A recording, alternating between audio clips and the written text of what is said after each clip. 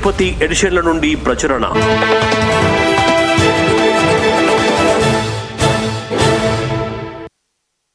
నమస్తే, welcome to ANN బులెటిన్ల ముందుగా headlines. Visakha steel plant క్షతగాత్రులను పరామర్శించిన డిప్యూటీ సీఎం పవన్ కళ్యాణ్, బాధిత కుటుంబాలకు అండగా ఉంటామంటూ హామీ. గాంధీభవన్ నుండి గన్ పార్క్ వరకు మహిళా కాంగ్రెస్ శ్రేణులు ర్యాలీ, పెట్రోల్ డీజిల్ ధరలు తగ్గించాలంటూ నిరసన. ఆర్ఎండ్బి చీఫ్ ఇంజనీర్ మోహన్ నాయక్ నివాసంలో ఏసీబీ దాడులు, 100 కోట్లకు పైగా అక్రమాస్తులు కూడబెట్టినట్లుగా గుర్తింపు.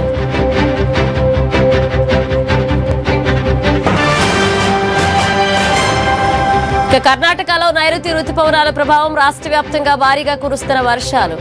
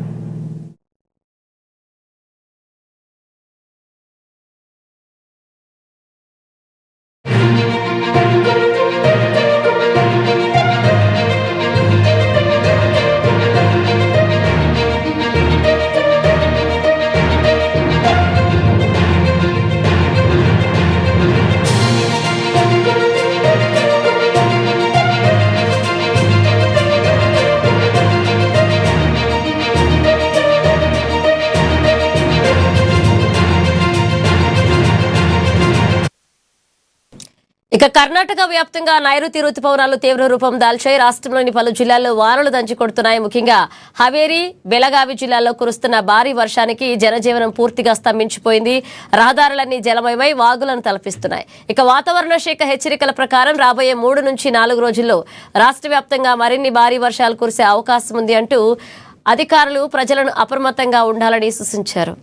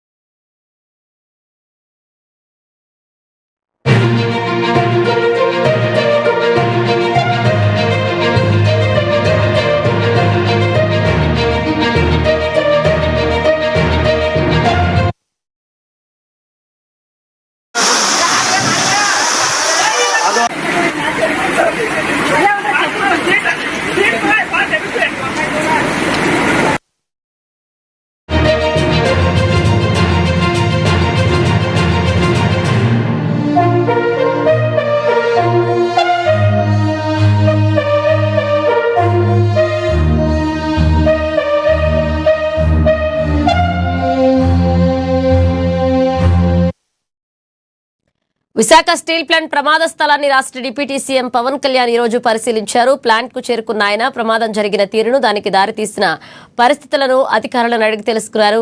ఈ దురదృష్టకర ఘటనలో 8 మంది కార్మికులు మృతి చెందడం అత్యంత బాధాకరమని డిప్యూటీ సీఎం విచారం వ్యక్తం చేశారు.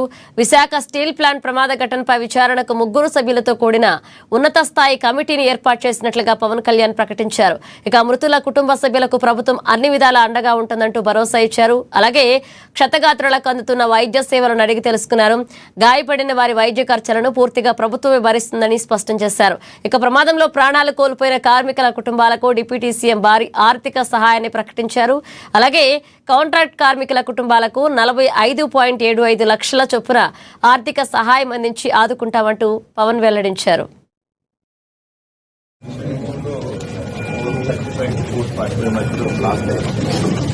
సడన్లీ తిరిగి లాస్ట్ అయ్యేటప్పుడు నేను పరిగెట్టేటప్పుడు పడిపోయారు. ఎప్పుడైనా మెట్ట పడిపోయింది ఇంకా లీవ్స్ పడిపోయింది. లోపు ఇన్ఛార్జ్లో రైతులు ఉన్నాం.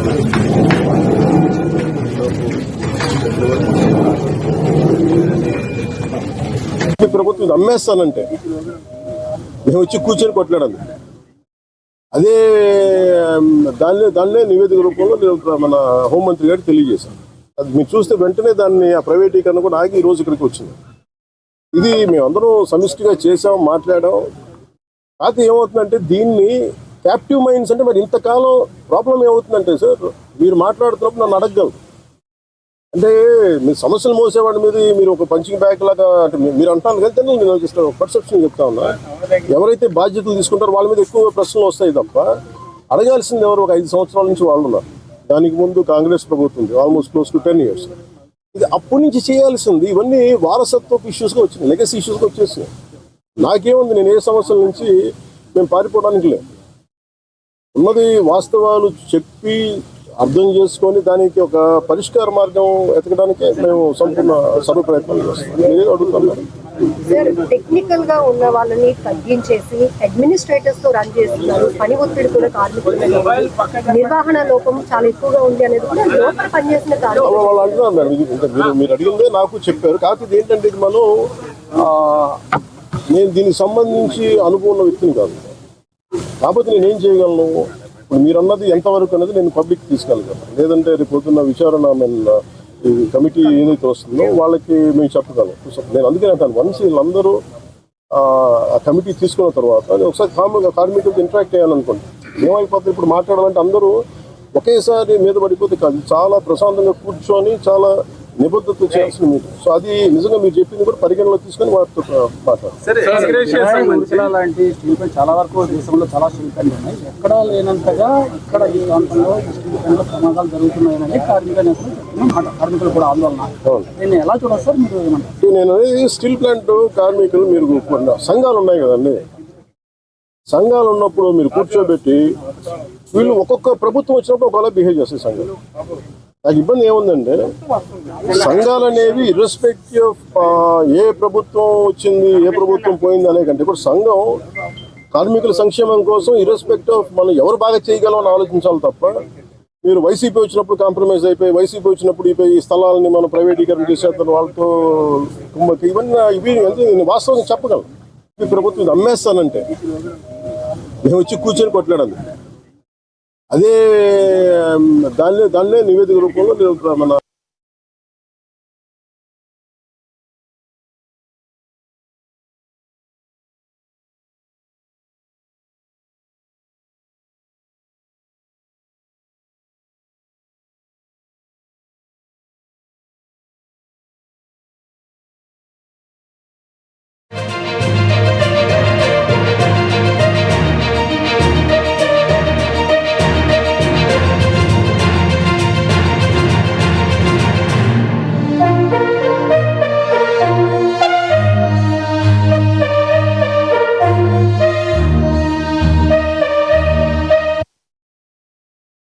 రోడ్లు భవనాల శాఖ ఇంజనీరింగ్ ఈఎన్సీ మోహన్ నాయక్ ఇంట్లో ఏసీబీ అధికారులు తనిఖీలు నిర్వహిస్తున్నారు. హైదరాబాద్ లోని ఆయన నివాసంతో పాటుగా 11 ప్రాంతాల్లో ఏకకాలంలో దాడులు చేపట్టారు.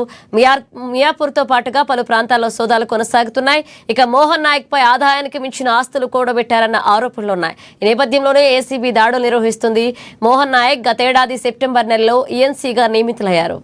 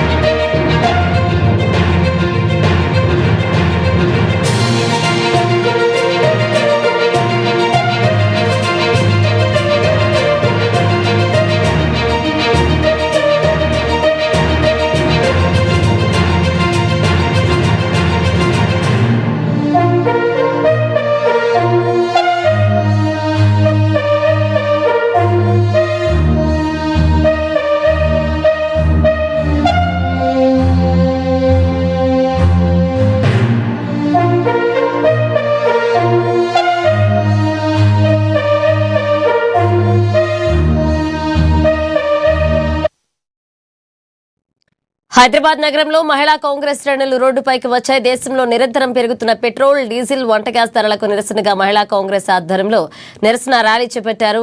ఇక పార్టీ రాష్ట్ర కార్యాలయం గాంధీభవన్ నుండి ప్రారంభమైన ఈ ర్యాలీ గన్ పార్క్ వరకు సాగింది. మహిళా కాంగ్రెస్ రాష్ట్ర అధ్యక్షురాలు ఎర్రబెల్లి స్వర్ణ నేతృత్వంలో జరిగిన ఈ ఆందోళనలో పెద్ద సంఖ్యలో మహిళలు పాల్గొన్నారు. ప్రభుత్వ వ్యతిరేక నినాదాలతో హోరెత్తించారు. ధరల పెరుగుదలతో సామాన్యుడి వంటిల్లు గుల్లవుతోందంటూ తక్షణమే పెంచిన ధరలను ఉపసంహరించుకోవాలంటూ వారు డిమాండ్ చేశారు.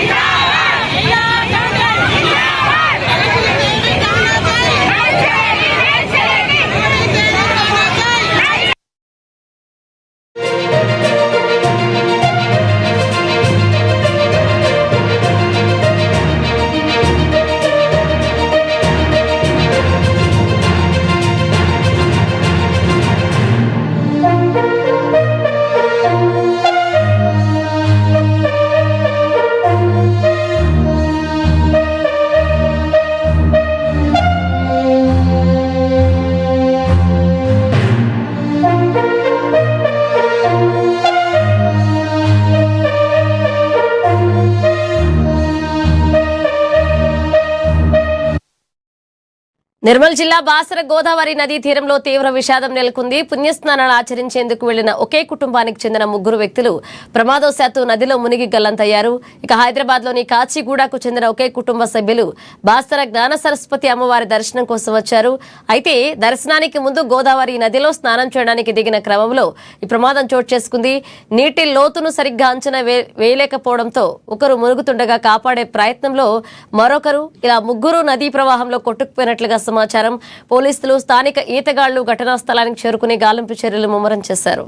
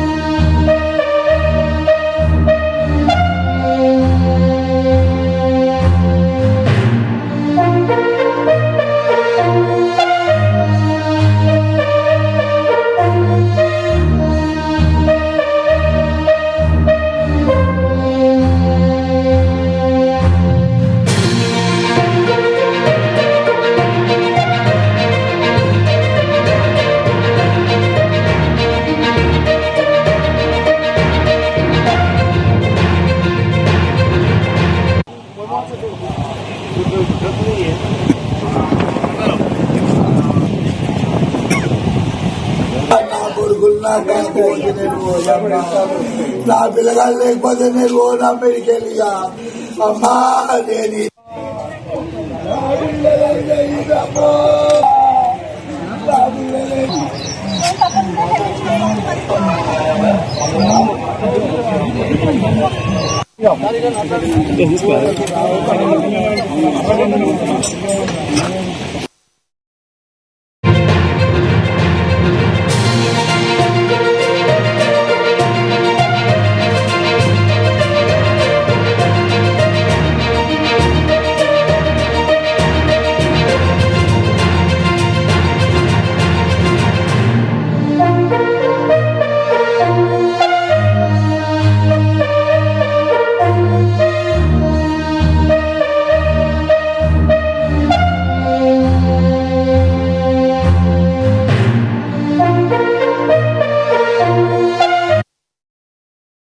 ఖమ్మం నగరంలో సభ్య సమాజం తలదించుకునే దారుణం వెలుగు చూసింది. నగరంలోని 2 టౌన్ పోలీస్ స్టేషన్ పరిధిలో ఒక కామోన్మాది రెచ్చిపోయాడు. 12 ఏళ్ల వయసున్న బాలికపై లైంగిక దాడికి పాల్పడ్డాడు. తను ఘాతుకం బయటపడుతుందనే భయంతో ఆమెను 3 అంతస్తుల భవనంపై నుంచి కిందకు తోసేశాడు. ఈ నెల 6వ తేదీన జరిగిన ఈ దారుణ ఘటన ఆలస్యంగా వెలుగులోకి వచ్చింది. భవనంపై నుంచి పడిపోవడంతో బాలిక వెన్నుపూస, చేతులు, కాళ్లు, పక్కటెముకలు విరిగిపోయి పరిస్థితి విషమంగా మారింది. ఇక ప్రస్తుతం సదరు బాలిక నగరంలోని ఒక ప్రైవేట్ ఆసుపత్రిలో మృత్యుతో పోరాడుతుంది. బాలిక తల్లిదండ్రుల ఫిర్యాదు మేరకు 2 టౌన్ పోలీసులు నిందితుడిపై ఫోక్సో చట్టం కింద కేసు నమోదు చేశారు.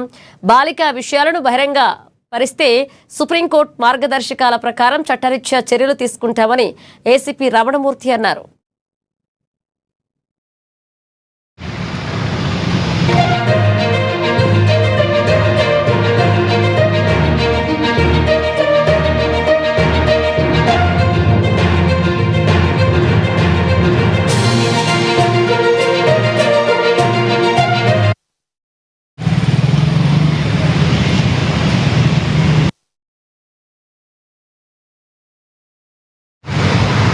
ఒకరోజు సాయిబాబాకు నన్ను కింద ఉంటే మా మమ్మీ వాళ్ళు వచ్చి షర్ట్ ఇప్పి చూసుకుంటే అట్టుబడితే అట్టు చేసిండు.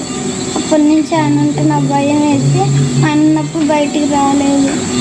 ఒకరోజు ఆయన ఉండో లేవు తెలియలేదు. అయితే పైన పోయేటప్పుడు 2వ ఫ్లోర్ నుంచి ఎవరు వచ్చినట్టు అనిపించింది.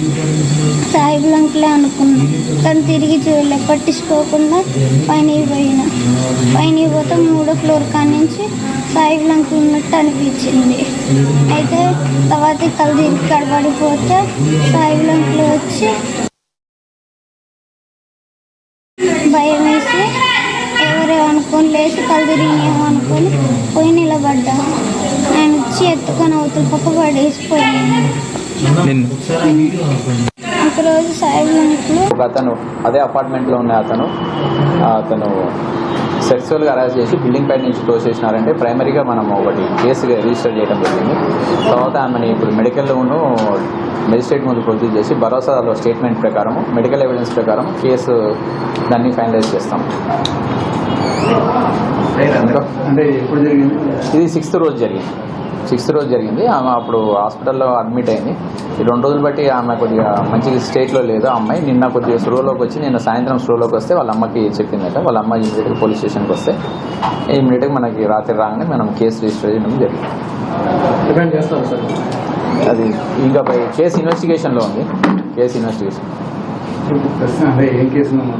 పోక్సో కేసు రిజిస్టర్ అయింది. పోక్సో కేసును సెక్సువల్ అసాల్ట్ కేసు అయింది. మెడికల్ దాని ప్రకారం ఇంకేమైనా ఉంటే దాన్ని ఫర్దర్ సెక్షన్స్ యాడ్ చేయడం జరుగుతుంది. అమ్మాయి బిల్డింగ్ నుంచి తనే పడిందా అతను ఇసిరేసాడు సార్? అమ్మాయి అయితే అతను ఇసిరేసినాడు అని చెప్తుంది. దీనికి ఒక అప్పీల్ ఏంటంటే అమ్మాయి దగ్గరికి పోయి కొంతమంది అమ్మాయి ఫోటోలు అనేది బయటికి రావద్దు. కొంతమంది అచ్యుత్యంతో పెడుతున్నారు. అట్లా పెడితే సుప్రీంకోర్టు గైడ్లైన్స్కి వ్యతిరేకము. అట్లా ఎవరు చేయొద్దు అని చెప్పి మా అప్పీల్. మనం చట్ట ప్రకారం అన్ని చర్యలు తీసుకుంటున్నాము. మనకి నేను రాత్రిలోనే మనం ఆల్రెడీ కేసు రిజిస్టర్ చేయడం జరిగింది. మెడికల్కి పంపించినామేమో, డీడీ చేయించినాము. తర్వాత అన్ని ట్రామా సెంటర్కి, సైకాట్రిస్ట్కి రాసినాము, భరోసా సెంటర్కి పంపించినాము. అన్నీ చేస్తున్నాము. అక్యూజ్ని కూడా అతి త్వరలో మనం అరెస్ట్ చూపిస్తాము. 24 గంటల లోపునే అన్నీ చేస్తాము ప్రొసీజర్ ప్రకారం. కాబట్టి దీన్ని ఎటు పరిస్థితుల్లో కూడా పెరుగుతున్న ధరలపై బాపట్ల జిల్లాలో నిరసన జ్వాలలు ఎగిసిపడ్డాయి. కేంద్ర రాష్ట్ర ప్రభుత్వాలు పెట్రోల్, డీజిల్, వంట గ్యాస్ ధరలను నిరంతరం పెంచుకుంటూ పోవడాన్ని నిరసిస్తూ వామపక్ష పార్టీల ఆధ్వర్యంలో చీరాల ఫ్లైఓవర్ బ్రిడ్జ్ వద్ద ఆందోళన కార్యక్రమాన్ని చేపట్టారు. ధరల పెరుగుదలతో సామాన్య మధ్యతరగతి ప్రజల జీవితాలు రోడ్డున పడుతున్నాయని మండిపడుతూ నిరసనకారులు రాస్తారోకోకు దిగారు. దీంతో ప్రధాన రహదారిపై వాహనాల రాకపోకలు స్తంభించిపోయాయి. ఎన్నికల సమయంలో ఇచ్చిన హామీలను ప్రభుత్వం పూర్తిగా విస్మరించిందని సిపిఐ నాయకులు ఆగ్రహాన్ని వ్యక్తం చేశారు. వెంటనే ఇంధన ధరలను తగ్గించాలని డిమాండ్ చేశారు.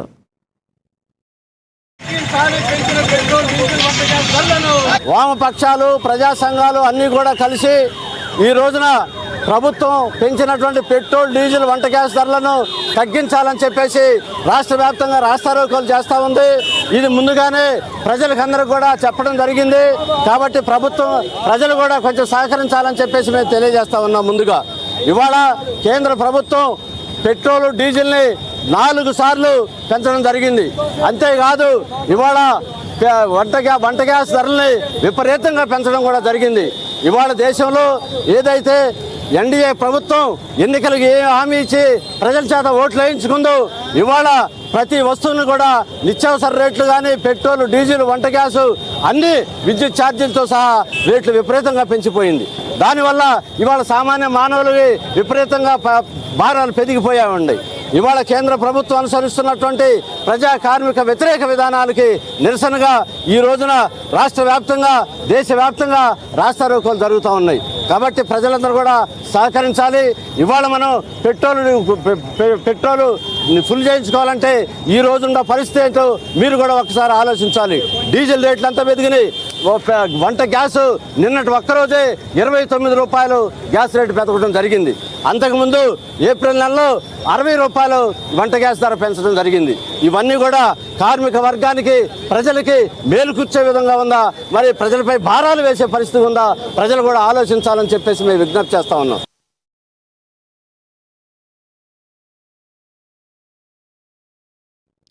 నిజామాబాద్ జిల్లా ప్రభుత్వ ఆసుపత్రి తీరు తీవ్ర వివాదాస్పదంగా మారింది. అది పేరుకి పెద్ద ఆసుపత్రి, కానీ లోపలికి వెళ్లి చూస్తే రోగుల కష్టాలు వర్ణనాతీతం. కోట్ల రూపాయలు ఖర్చు చేసి నిర్మించిన ఈ ఆసుపత్రిలో కనీస వైద్యం అందడం లేదు. డాక్టర్లు ఉంటే ల్యాబ్లు పనిచేయవు. ల్యాబ్లు పనిచేస్తే డాక్టర్లు ఉండని పరిస్థితి నెలకొంది. ఏడాది కాలంలోనే 4 సూపరింటెండెంట్లు మారారంటే ఇక్కడి పరిపాలన ఎంత అధ్వాన్నంగా ఉందో అర్థం చేసుకోవచ్చు. ఇక ఉచిత వైద్యం కోసం వచ్చే పేద రోగులు టెస్టులు కూడా కాక ప్రైవేట్ ల్యాబ్లను ఆశ్రయించాల్సి వస్తుందని మండిపడుతున్నారు. ఆసుపత్రికి కేటాయించిన లక్షల రూపాయల నిధులు ఎట్టిపోతున్నాయంటూ ప్రశ్నిస్తున్నారు. దీనిపై మరింత సమాచారాన్ని మా నిజామాబాద్ ప్రతినిధి నవీన్ అందిస్తారు. ఒకప్పుడు 7 అంతస్తుల అద్దాల మేడ, ఇప్పుడు మొత్తం శూన్యం. ఇక్కడ నిజామాబాద్ ప్రభుత్వ ఆసుపత్రుల పరిస్థితి అయితే ఇక్కడ ప్రభుత్వ ఆసుపత్రి ఎదిలిన రోగులకు పూర్తిగా సమస్యలతో కొట్టుమిడుతున్న పరిస్థితి కనిపిస్తుంది. ఇటు వైద్యం సరైన సమయంలో వైద్యం అందక కూడా రోగులు చాలా ఇబ్బంది పడుతున్న పరిస్థితి మాత్రం కనిపిస్తుంది. ఒకవైపు ఇటు పేషెంట్ ఉన్నప్పటికీ కూడా సరైన వైద్యం అందడంతో డాక్టర్లు కూడా కొడతా ఉన్నారు. డాక్టర్లు ఉంటే ఇటు పరికరాలు ఉంటే ఇటు డాక్టర్లు లేకపోవడంతో చాలా మంది కూడా రోగులు ఇబ్బంది పడుతున్న పరిస్థితి మొత్తం కనిపిస్తుంది. అయితే దీనిపై మనతో మాట్లాడడానికి నిజామాబాద్ జిల్లా వాసులు ఉన్నారు. అడిగి మరియు తీసుకుని చెప్పండి. నిజామాబాద్ ప్రభుత్వ ఆసుపత్రిలో అనేక సమస్యలు కొట్టుమిట్టాడుతూ పరిస్థితి ఉంది. ఒకవైపు డాక్టర్లు కూడా సరైన సమయంలో డాక్టర్ రాకపోవడంతో రోగులు చాలా ఇబ్బంది పడుతున్నారు. మరోవైపు కూడా ఏదైతే ఇటు చికిత్స సంబంధించిన కూడా ఎలాంటి పరికరాలు కూడా లేని పరిస్థితి ఉంది. ఎలా చూస్తున్నారు? నిజామాబాద్ జిల్లా కేంద్ర ప్రభుత్వ ఆసుపత్రి ఈరోజు అద్దాల మేడతో తలతల్లాడే పద్ధతుల్లో నిర్మించడం జరిగింది. కానీ ఈ హాస్పిటల్లో సరిపడా వైద్య సిబ్బందిని నియమించడంలో మాత్రం గత బీఆర్ఎస్ ప్రభుత్వం కానీ ఇప్పటి కాంగ్రెస్ ప్రభుత్వం కానీ ఈ ప్రభుత్వాలు ఈ వైద్యుల నియామకం పట్ల చిత్తశుద్ధిగా వ్యవహరించకపోవడంతో ఈ వైద్యులు అక్కడికి వచ్చి పేదలు వైద్యం పొందేటువంటి పరిస్థితి లేకుండా పోయింది. దీని మూలంగా అనేక మంది పేద మధ్యతరగతి ప్రజలు అనారోగ్యాలతో హాస్పిటల్ వచ్చినటువంటి వాళ్ళకి మెరుగైన వైద్యం అందాలంటే ప్రైవేట్ హాస్పిటల్కో లేదా హైదరాబాద్కో పంపిస్తున్నటువంటి పరిస్థితులు ఉన్నాయి. కారణం ఒకే ఒకటి, సరిపడా వైద్యులని నియామకం జరపకపోవటం. రెండవది ఈ హాస్పిటల్లో ఏదైతే సూపరింటెండెంట్ గా ఉండేటువంటి వ్యక్తిని పర్మనెంట్ గా ఉంచకపోవడంతో సంవత్సర కాలంలోనే 4 సూపరింటెండెంట్లని మార్చడం వలన ఈరోజు అనేక మంది నిర్వహణ అనేటువంటిది సరిగా లేకుండా పోతా ఉన్నది. ఎవరికి జవాబుదారీతనం అనేటువంటిది లేకుండా పోతా ఉన్నది. ఫలితంగా పేదలు, మధ్యతరగతి ప్రజలు, రోగాలతో వచ్చినటువంటి వాళ్ళు సమస్యలతో కొట్టుమిట్టాడేటువంటి పరిస్థితి ఏర్పడ్డది. అట్లాగే సౌకర్యాల కల్పనలో కానీ, అట్లాగే ఈరోజు ఏదైతే టెక్నికల్ ల్యాబ్స్ నిర్వహణలో కానీ సరిపడ సిబ్బంది లేకపోవడంతో అనేక మంది రోగులకి బయట ఈరోజు ల్యాబ్ ఇవి పరీక్షలు చేసుకునేటువంటి పరిస్థితి ఏర్పడతా ఉన్నది. దీని మూలంగా అనేక మంది ప్రైవేట్ హాస్పిటళ్ళకి పోతున్నటువంటి పరిస్థితులు ఉన్నాయి. కాబట్టి ప్రభుత్వం మాటలు కోటలు దాటుతా ఉన్నాయి, చేతలు గడపలు దాటే పరిస్థితి లేదు. దీని మూలంగా పేద మధ్యతరగతి ప్రజలు అప్పుల పాలై ఈరోజు అనారోగ్యం కన్నా ఆత్మహత్యలకు పాల్పడేటువంటి పరిస్థితులు ఈ ప్రభుత్వాలు కల్పిస్తా ఉన్నాయి. కాబట్టి మేము ఒకటే రిక్వెస్ట్ చేస్తా ఉన్నాం, విద్య వైద్యం అనేటువంటిది ఉచితంగా ప్రభుత్వం అందించగలిగినప్పుడే ఆ రాష్ట్రం సుభిక్షంగా ఉంటుంది, ప్రజలు సంతోషంగా ఉంటారు తప్ప ఈ ప్రైవేట్ కార్పొరేట్ హాస్పిటల్ని ప్రోత్సహించినంత కాలం పేద మధ్యతరగతి ప్రజల యొక్క ఆరోగ్యాలు ఈరోజు ఫలంగా పెట్టి ఈరోజు వైద్యులు తమ వ్యాపారాన్ని కొనసాగిస్తున్నటువంటి అందువలన వైద్యుల నియామకం జరగాల, సరైనటువంటి ల్యాబ్ టెక్నీషియన్స్ ఏర్పాటు చేయాలా, సరిపడా సౌకర్యాలని కల్పించాలా. అప్పుడే ఈ ప్రభుత్వం మాటలకి చేతలకి పొంతన ఉంటుందని తెలియజేస్తా ఉన్నాం. ప్రధానంగా మీరు చెప్పండి, ముఖ్యంగా ఇటు ఏదైనా రోగికి ఇటు హాస్పిటల్కి వస్తారు, ఆ రోగికి ఎలాంటి లక్షణాలు తెలుసుకోవడానికి ముఖ్యంగా పరీక్షలు ఇంపార్టెంట్. కానీ ఇక్కడ నిజామాబాద్ ప్రభుత్వ హాస్పిటల్లో కనీస పరీక్షకు సంబంధించిన పరికరాలు కూడా లేని పరిస్థితి ఎలా ఇస్తున్నారు? ఈరోజు నిజామాబాద్ ప్రభుత్వ హాస్పిటల్ కోట్ల రూపాయలు ఖర్చు పెట్టి నిర్మించినటువంటి పరిస్థితి ఉంది. తీరా దాని నిర్వహణ చూస్తే చాలా ఘోరంగా ఉన్నటువంటి పరిస్థితి ఉంది. ఈ విషయం మీద అధికారులకు కానీ ప్రభుత్వ నాయకుల దృష్టికి కానీ తెచ్చిన ఎటువంటి పట్టింపు లేదు. ఈరోజు జిల్లాలో ఉన్న ప్రజలు హాస్పిటల్కి వెళ్ళి అనేక ఇబ్బందులు పడతా ఉన్నారు. వ్యవస్థ దుర్మార్గంగా ఉంది. ప్రభుత్వానికి తమ రాజకీయ విషయంలో ఉన్నటువంటి శ్రద్ధ, ప్రజలకు సేవ చేసేటటువంటి వైద్య సేవలు అందించేటటువంటి వైద్యశాలను నిర్వహించడంలో ఏమాత్రం చిత్తశుద్ధి కనబడడం లేదు.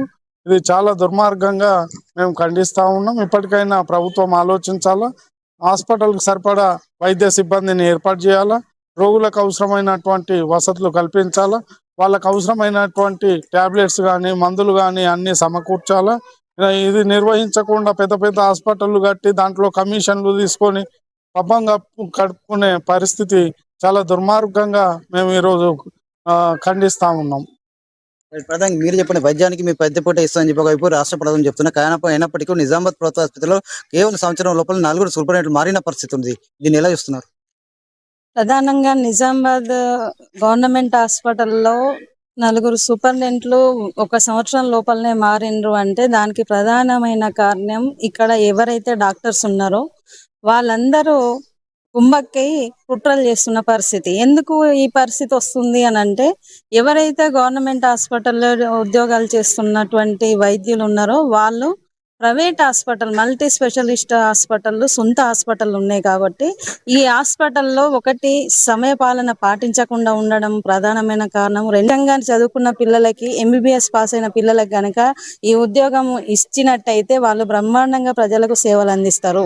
అలా కాకుండా ఈ ప్రైవేట్ హాస్పిటల్లో సొంత హాస్పిటల్ ఉన్న వాళ్ళకి ఉద్యోగాలు ఇవ్వడం వల్ల ఈరోజు నిజామాబాద్ జిల్లాకు తీరని నష్టం జరుగుతూ ఉంది వైద్యం విషయంలో. కాబట్టి ఈ లోటు నుంచి బయటపడాలి అంటే ముఖ్యంగా సొంతంగా హాస్పిటల్ ఉన్న వాళ్ళని ఈ గవర్నమెంట్ హాస్పిటల్ నుంచి తొలగియాలనేది ప్రధానమైన డిమాండ్ గా చెప్పుకోవచ్చు. ఎందుకంటే అది జరిగితే తప్ప మెరుగైన వైద్యం ప్రజలకు అందదు. ఈ ప్రభుత్వ హాస్పిటల్లో ఇలాంటి లోట్లు జరుగుతూనే ఉంటాయి.